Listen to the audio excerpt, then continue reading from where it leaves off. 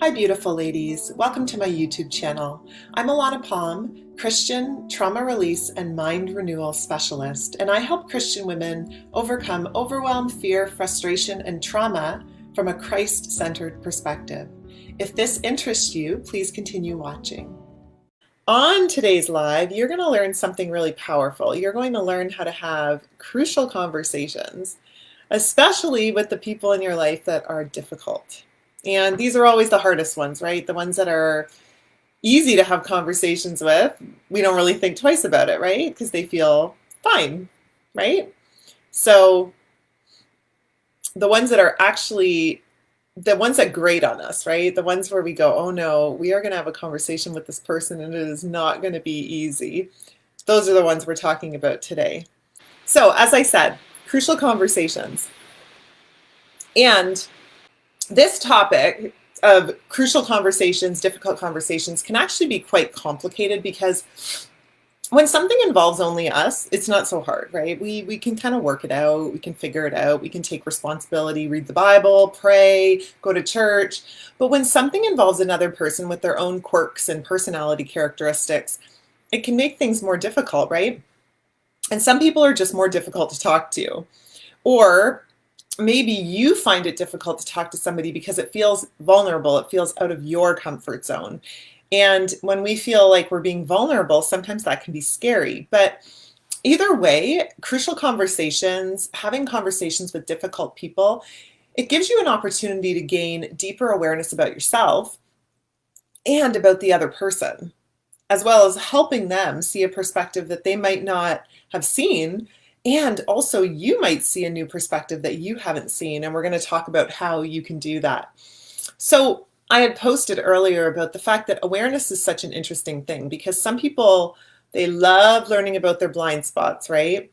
And others would rather just be blind to them. They don't want to see their blind spots. They don't want to dig up anything. They just want to be who they are. And they, you might hear people say sometimes, well, this is just the way I am, which I totally disagree with. I think we can always change. But there's a certain mindset for people who change, and it's called a growth mindset. And people with a growth mindset, they want to understand themselves better. They want to experience breakthrough and forward movement in their life. So they're always looking at how they can grow. A fixed mindset is the other people, right? And fixed mindset means there's literally like their mentality is fixed in place. And that much awareness for them is good enough. So I'd love for you to put in the comments, which one are you? Are you a growth mindset kind of person where you're always looking to grow and gain deeper awareness? Or are you a fixed mindset person? So just put growth or fixed in the comments and I'll be looking at that. Because I would just love to see, who's focused on growth here. I'm guessing most of you are because you're in this group. So while you're putting that in, here's a question for you. Do you like gaining awareness about your behavior, your thoughts, your deeper programs? When I say deeper programs, it's usually the stuff that's going on in our subconscious.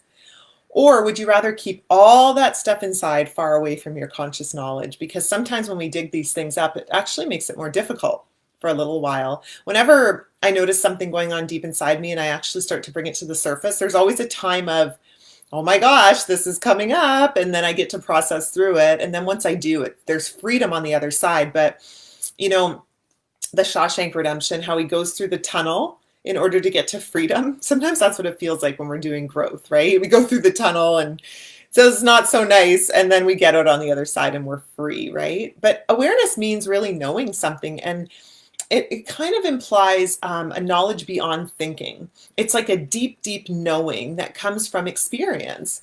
And in order to solve a problem, we really get to be aware of it. We get to know that it exists and we get to see it as important to solve.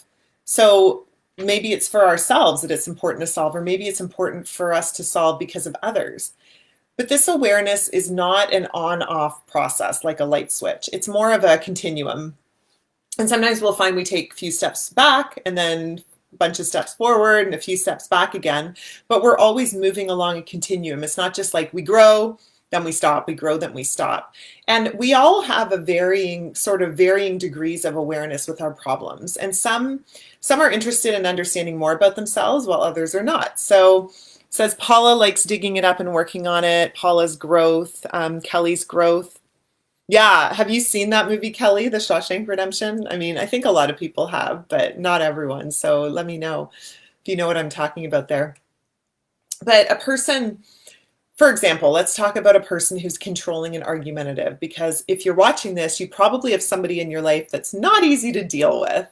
And they might think that they are doing it all right. They're easygoing, they're easy to be around, but with you, they're difficult to be around, especially if this is your spouse. Sometimes we have spouses who, they show everyone else this side of them, and then they show us this different side of them, and other people wouldn't even believe what we experience. But it's interesting how people cannot see what's going on, right? Or they're not willing to face it because of their own brokenness.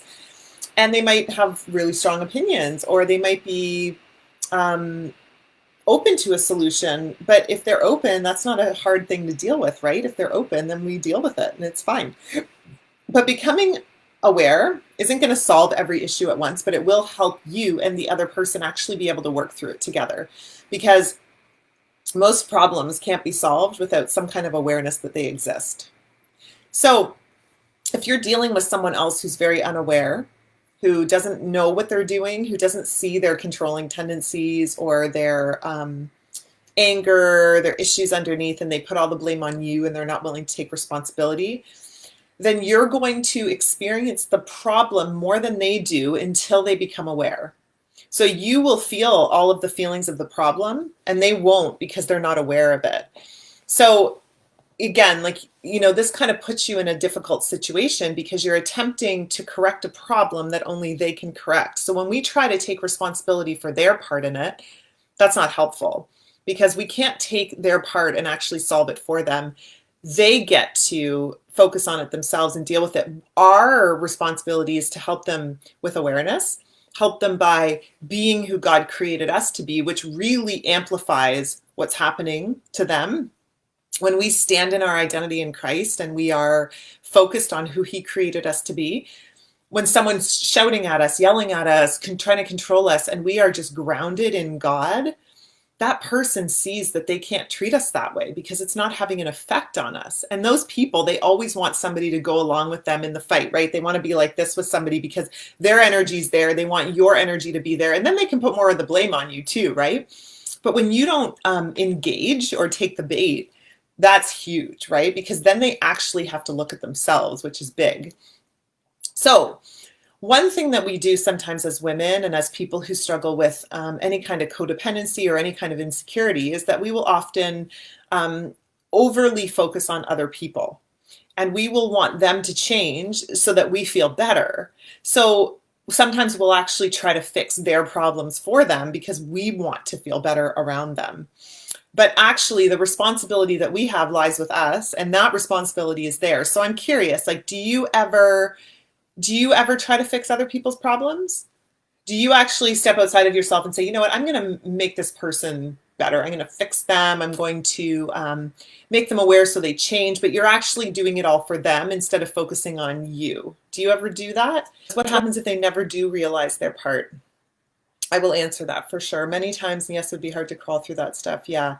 So Susan, if they never realize their part, that's a deep conversation for sure. My quick answer is we get to focus on us and how we're showing up. And there's a lot of times deep healing that gets to happen when somebody's a trigger for us.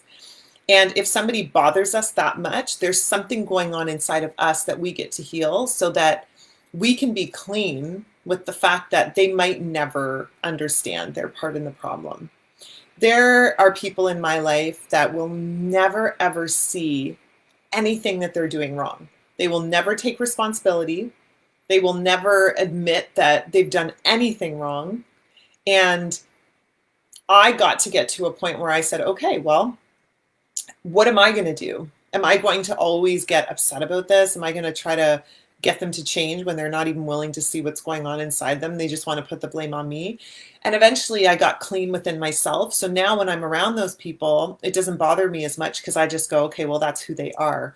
But it took deep work. So it wasn't just an overnight choice. It was a process that took me many, many months to work through all the stuff that was going on deep down inside me. that was causing it to be a trigger for me? So that's the short answer. And, we can definitely unpack that more, but that would be a good topic for another live for sure, because that really does come down to how do we actually heal ourselves so that those triggers don't bother us as much anymore. Triggers are a great thing to have because they show us that there's something deeper emotionally going on, and we can avoid them. But when we actually engage in them and notice them and deal with them, we can heal them. Just like I was talking about the tunnel, we get on the other side and we get the freedom, which is huge. So some of you say, yeah, you try to fix other people's problems, for sure. So, we can help people see a different perspective on things, but solving their problem for them takes away their ownership and responsibility, right? And only to the extent that someone becomes aware of a problem are they able to actually take responsibility for it. So if you're a client of mine, you've probably heard me say the phrase 100% responsibility 100% of the time. And in the Set Free Academy, which is the program that my clients go through, we're all about taking responsibility for ourselves, but not everyone else in our life will feel the same. Just like with Susan's question, right? Some people will not take responsibility. They are not willing to do the deeper work. They have a fixed mindset. You're here because you have a growth mindset. Those people, they're very myopic in their thinking, right? So, bringing awareness to an issue you have with their behavior can be one of the most uncomfortable parts about having the difficult conversation, especially if they don't want to take responsibility for their words or actions. But, we're taught to go to this person in love and share our issues with them, have a conversation with them before we bring our offerings to the altar, right? So that is our responsibility, is to be who God called us to be, to follow his word, his guidance, his leading, and actually step into relationship from that place and not hold on to how another person responds. Yes, it's easier said than done. And this is what I teach in the Set Free Academy. We go really deep into this. So on these lives, I kind of give you, a nugget that you can take away and actually apply to your life. So I have a bunch of nuggets today I'm going to get into. And remember, we're not going to shame, blame, guilt those people because they are going through their own issues, their own brokenness. I had a time in my life, many years, where I couldn't see my responsibility in things. My husband, he had a field day with me for the first several years of our marriage. I would say it took me 4 or 5 years of being married to him before I could actually see that I had any responsibility at all in any of our problems. I put 110% of the blame on him all the time about everything. Can you believe it? Like now I'm so different, but back then I could not see that I was such a big part of the problem. I was pointing the finger constantly at him, like, you're doing this and you're doing that and you're not doing this. But when we point a finger at someone else, we have 3 fingers pointing back at us. I don't know if you can see my hand, but that's what we do, right? We point the finger at them, but we need to look at those 3 fingers pointing back at us. So that's what's really important. And that's the only thing we can change. We can help them be aware, but awareness comes to them by who we choose to be. Not by telling them what to do, not by telling them what they're doing, but by actually creating a space where they can experience us differently, therefore experience themselves differently, because the mirror has changed. It's like when you go into the fun house and you see those mirrors and, for a while, like maybe you've been the mirror that's held up to them and it's been just reflecting exactly who they are by you responding in a certain way and meeting them where they're at and getting angry and frustrated. But once you change the mirror, they start to see themselves differently. So we get to change ourselves so that they see themselves differently. And, sometimes, having a conversation with them can really result in consequences that you're not willing to face. Like maybe it actually makes things more difficult. So today I'm going to actually talk to you about the choices you have around people who do present difficulties, how you can take responsibility for yourself and your choice, and also gently point out to them, in a way that's very loving, coming from a place of curiosity, how they affect you, how their behavior affects you. But again, very gentle, very loving, right? Instead of getting heightened up to their level so that you're just you're just getting as angry as they are, which is not going to help the situation because, again, you're that mirror to them. So they're just seeing the reflection of themselves, and it's fine because it's very similar. We need to change the mirror that we are so that they see themselves differently. And these conversations are based in love. You're going to learn to have them today. And, I want to tell you a little bit about like sort of a typical situation, because this is what I'm going to speak to today. And I want to know if you can see yourself in this situation. So let's say you have a really difficult person in your life and they're just constantly grating at you. They have no idea that they're hurting you. They don't care to change. They don't want to change. Every time you get into a room with them, there's tension, there's difficulty, it's frustrating, you get anxiety coming up. You want so badly to have a good relationship with them, but they don't listen to you. They don't understand your point of view. They don't care about your point of view. They don't ever seem to see it. So it just becomes stressful and frustrating, and then you don't know what to do. So does this sound familiar at all? Are you ever in this situation where you're just like, oh my gosh, like I just want to tear my hair out. I don't know what to do with this person anymore. This is so frustrating. So yeah, so Kelly says, while you're putting that in, sometimes I think I pointed the finger at myself and took on more of the blame than was truly mine. Yeah, absolutely. We do that too. That's such a great point, because we take on more responsibility than we need to. We take on other people's stuff, which again is why we're talking about almost being a self-cleaning oven, cleaning ourselves out. So we're not taking on that energy, and so that can come from codependence too, right? So when you feel like that your freedom's lost, when someone is that difficult to talk to and you just feel like, your control is lost, your anxiety's building up, and they walk into the room and it's just so difficult for you, what do you do? So let's say, Christmas is coming up, the holiday season's coming up for a lot of people. And with the holiday season, we normally see family members that we don't see all the time. So do you have that family member who kind of grates on you? The one who you're thinking, I just do not want to see this person during the holiday season. So let's talk first about the choices you can make with someone like that at a gathering over Christmas time. So if you are at a family gathering and it's going to be difficult with somebody, here are your choices. You can choose not to attend. So you don't have to go. Right? And this is the power of choice. This is the power of you taking responsibility for yourself. You might not choose that, but that's choice number one. You can choose not to attend. Choice number two, you could choose to accept that that person is going to be the way they are and give up the desire for their approval, for them to change, for them to do anything differently, and just accept that they're going to be the way they are. And what that does is it empowers you to ignore their remarks, to ignore their craziness, to ignore the way they are, their stuff, right? I've gotten to do this at some of my family gatherings before, is just prepare myself. And we're going to talk about how to prepare for when those people come in the room and you're thinking, oh my gosh. Another thing that I do sometimes is I take breaks. So I go to the event and then I take breaks.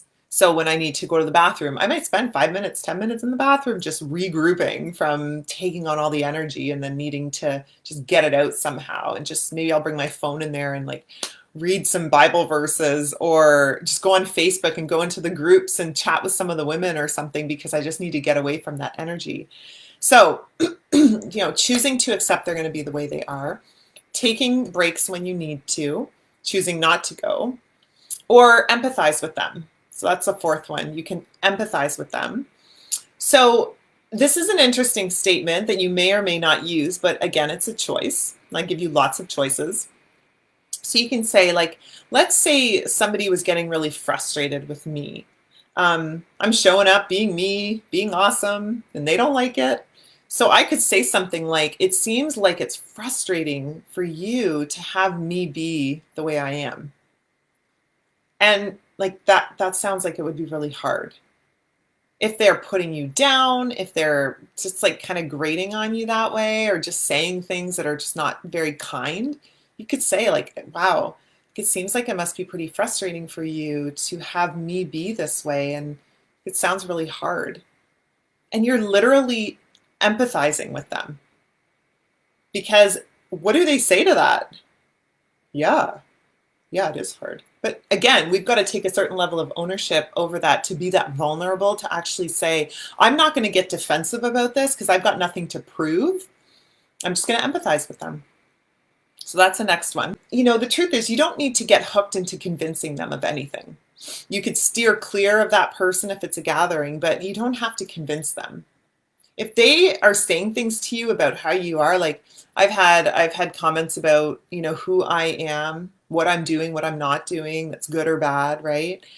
And you know, I think that's something that I would use, you know, like, I'm sorry you feel that way. Like, that must be really hard to watch me being this way. Like, it seems like it's really frustrating for you. And what do they say to that? What would you say to that if someone said that, right? There's not a whole lot they can do. So then the next thing is, and this I think is really important, if you feel like you're depleted after being with somebody who's difficult, you could call a friend afterward, or even throughout. You could text somebody when you go to the bathroom, right, for support, and just explain the craziness of it all. You know, go into, you know, this is what's happening. It's so frustrating. I don't know what to do. And then get it off your chest and receive the love and support from that person to fill up your tank. So pick somebody in your life who's safe, somebody who you know is going to love and support you through it, and just let it out and get it off your chest. If I'm your coach and you're working with me in the Set Free Academy, tell me, unload it on me, send me a voice message on Facebook and tell me what's going on, and just get it off your chest, right? And share in that with somebody who cares and can support you, so you're not alone. And this one is really interesting. I have never actually done this one myself personally, but I love the idea of it because I think it takes real strength, and I've just never, I guess I've never chosen it. I've never, maybe I've been in fear around doing this. Maybe this is something you'll take on, but I know that it's scary to come at a situation with this much vulnerability. But this is the last one I'm going to share about some of the choices that you have. You could actually call the person beforehand and ask if they plan to put you down this year like they have before. And if they say yes, you could just inform them that you might just go to another room when they start the put downs.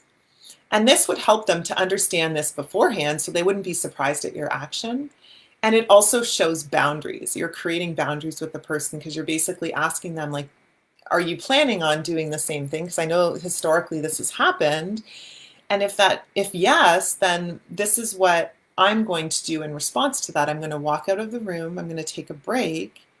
And this is boundaries. This is like boundaries 101. If this happens, then I will choose this, right? So you could call the person beforehand and talk to them. You could text them. You could even say it at the beginning of the party, or if they start to say something to you at the party, you could say, you know, I feel like this is kind of a pattern where, you know, the put downs are happening, and, you know, if you continue this behavior, I will choose to leave the room. And so, yeah, really interesting approach, right? So again, what I like to do is empower you with the fact that you have a choice. You have many choices. You just get to figure out which one works for you. I'm not going to tell you which one's going to work for you because everybody's different. But those are some choices you can make. And the truth is, we were designed to be free, right? God designed us to have freedom in Him.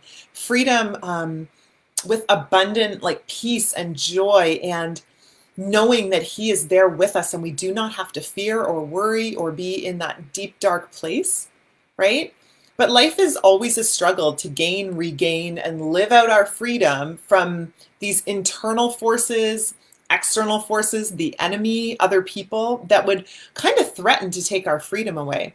But they only take our freedom away when we let them. So we hear a lot about Paul being in prison, right, in the Bible, and the letters he wrote and the things he said, and the fact that he was choosing to be content in this awful situation, not even close to what prisons are like today. Probably a hole in the ground, being starved, cold, beaten, like just bad situation. But his choice was to be content in all circumstances, to praise God, even though he was in that place, and to say, you know what, because of my love for Christ, I'm in this position and I'm choosing to witness to people through my attitude right now. That's huge and hard. But the thing is, a lot of us live in these self-made prison cells where we might not be in an actual prison, but we've put ourselves in a prison where we leave ourselves open to feeling and thinking about ourselves, about our life, about everything based on what someone else says or does or thinks about us. So we give our power away. We literally say, here's my power. I'm going to give it away to you. And depending on how you treat me, what you say about me, what you think about me, then I will feel a certain way. We don't want to do that. We want to take our power back. We want to be standing in our firmly planted in our identity and worth in Christ, knowing that He is good, that He has put us here for such a time as this, that He is our protection and provision, that He is the one that we get to work for, that we are working for an audience of one, right? So it's not about what that other person thinks or says or does. It's about our relationship with God, and then everything comes from there, right? So let's say you do want to have a conversation with this person and you want to approach the person in a way that's loving, kind, and comes from curiosity. So I'm going to tell you one technique that you can use that's very simple. And then at the end of this live, I'm going to tell you how you can get a free gift from me, a free downloadable workbook all about Christ-centered communication. So I will tell you about that in a few minutes. So first of all, I want you to know that when you talk to a person who's difficult, they might immediately become defensive, right? Like these people, they don't like being called out normally, right? So they might become defensive. So how do we have a conversation with someone without having them get defensive? How do we set ourselves up for success and them up for success so it's a win-win? And this is hard. We want to bring awareness to them. We want them to understand their behavior. We want them to understand how it affects us because this is somebody we care about. We don't know how they're going to react. We don't know if they're going to take any responsibility for it, but we do feel like we want to bring this to them, have that conversation with them before we go to the altar with our gifts, right? As the Bible says. So the first thing I would suggest if you're going to go to somebody and have a conversation is prepare with prayer. So spend time in prayer first. Give yourself a covering of the Holy Spirit, of the blood of Jesus over yourself. And just pray that God would give you the words, that He would protect you, that He would be with you during this conversation and help you come from a place of love and not fear, not trying to prove your point, none of that. So the other thing that can be helpful is to imagine almost like a white light around you. His light protecting you. So like there's a barrier between you and the world that is God. So His light is surrounding you. So you can actually imagine that. So those kind of combined. And you get to take a breath and remember, who is your protection? Who is your provision? Where does your provision come from? Does it come from that other person and what they think of you? Or does it come from God? Where does your protection come from? This other person? You won't feel abandoned if this person agrees with you or responds a certain way. Or does it come from God? So it's really important to ask yourself that question. How am I trying to look for that thing that I want in another person, right? The next thing is to come into the conversation with love and curiosity about their point of view. So love for them, curiosity about where they're coming from, because you actually want to know, you want to understand more about them and what their experience is.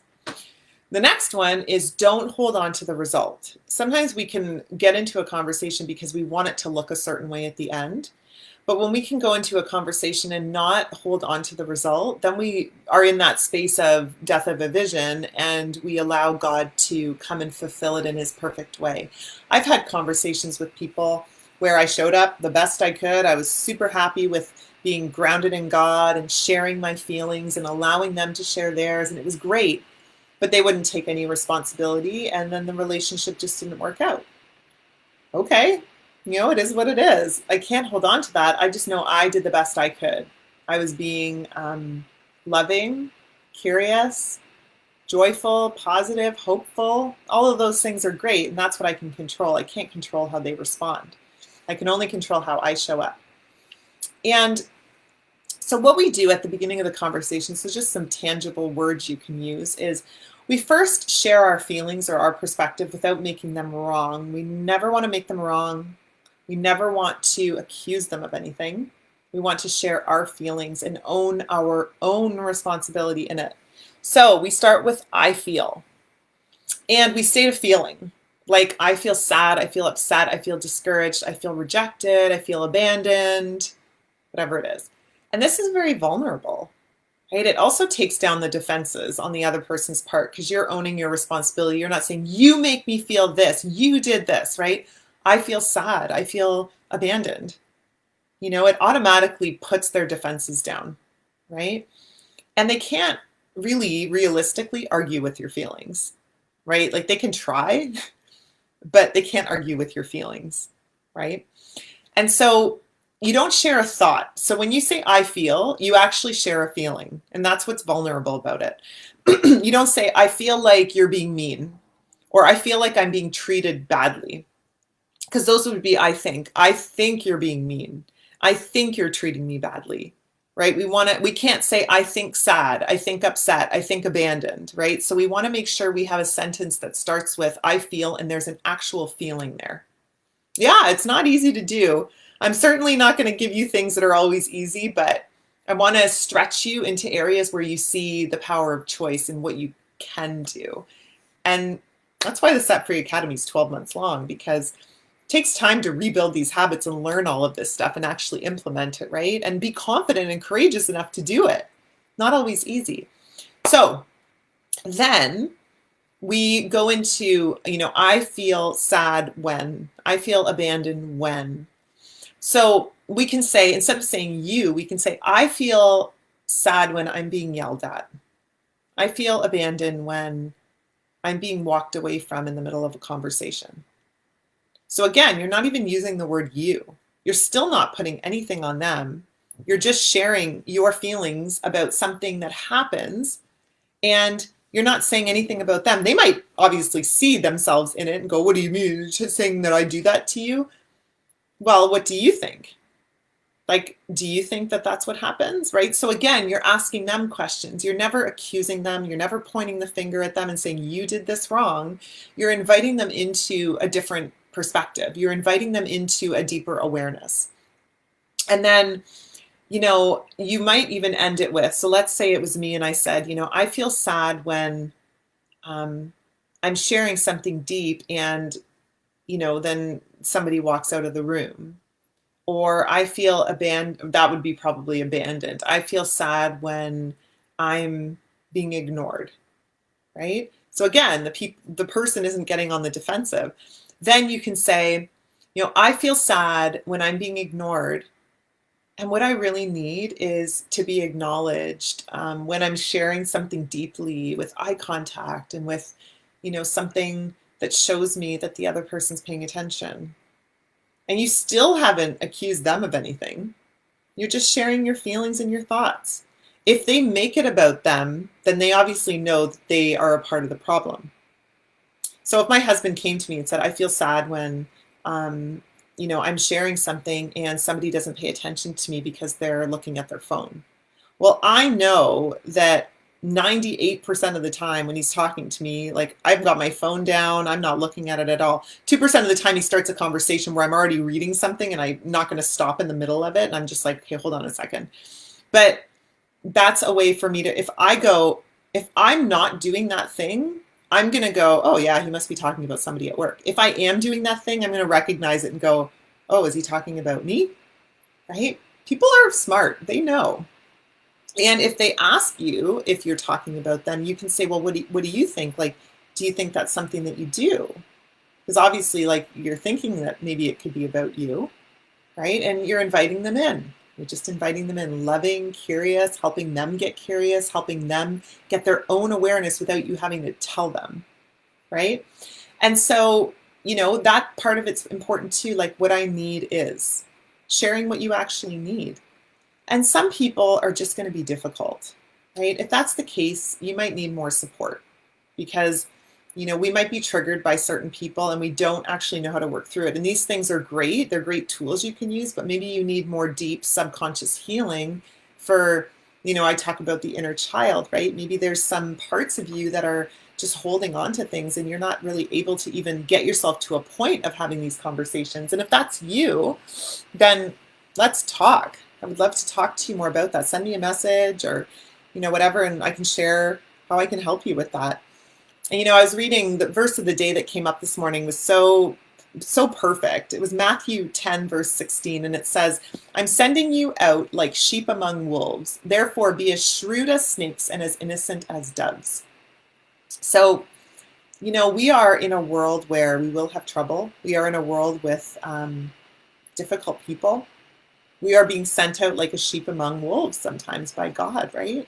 And it's our opportunity to be Christ-like. It's our opportunity to stand in our identity in Christ and shift the world by the authority that God has given us, by the power of the Holy Spirit that lives in us. We have the impact on people. We can shift them. We have authority over them in that way, not in a God-like way, but in a way where the Holy Spirit lives in us. Therefore, we have authority over the enemy. We can stomp on the enemy. We can stomp on his lies. We can shift the world just by showing up and being who we are in Christ. And again, if that's an area you want to work on, that's what I do. I help women get solid in their identity and worth in Christ instead of basing who they are on the world and giving their power away all the time.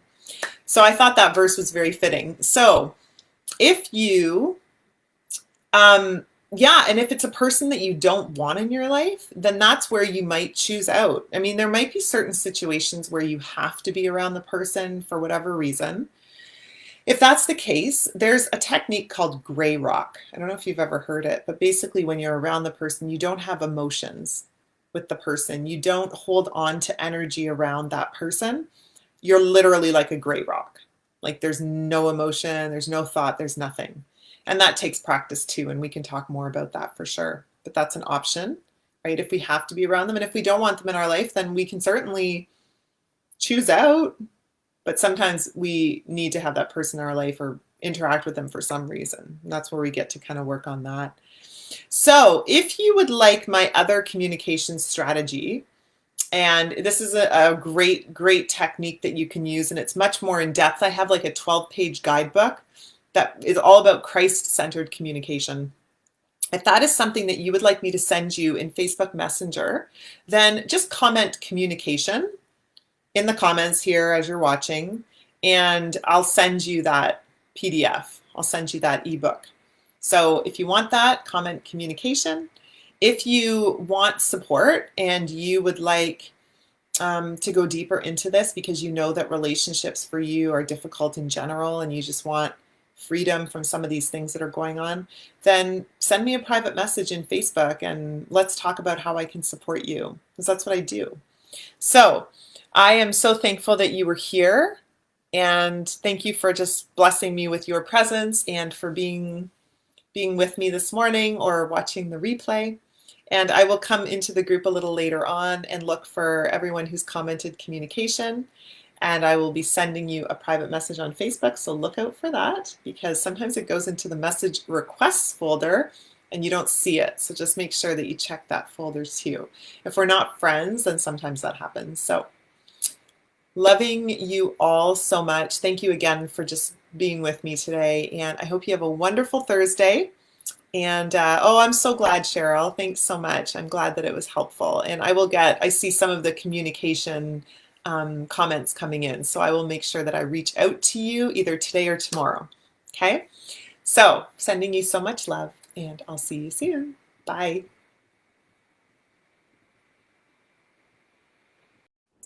Thank you for watching. If you connected with this content and it helped you in some way, please like, subscribe, and share this video. Also, check the description below for special gifts just for you. See you in the next video.